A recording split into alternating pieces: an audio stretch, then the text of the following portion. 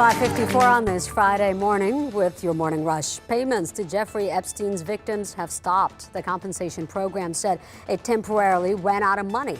The fund was set up to provide financial help to the scores of women who accused Epstein of abuse. Over $55 million have already been paid out. And a disturbing new government report says baby food from 4 of America's largest manufacturers is tainted with metal toxins that can cause permanent brain damage.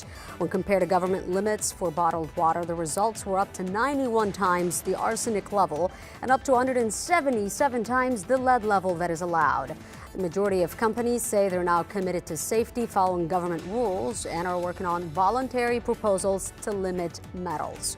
Also, Canada isn't messing around when it comes to a high-risk activity during the pandemic. Canada's ban on cruising was set to expire at the end of this month, but now it's been extended until February 2022.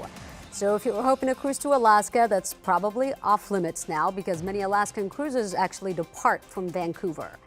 And how about starting your morning off with some cosmic brownies? Kellogg's and Little Debbie are teaming up for new cereal inspired by the dessert. The new creation will hit store shelves in May. Kellogg's recently released a cereal inspired by oatmeal cream pies. So many good choices.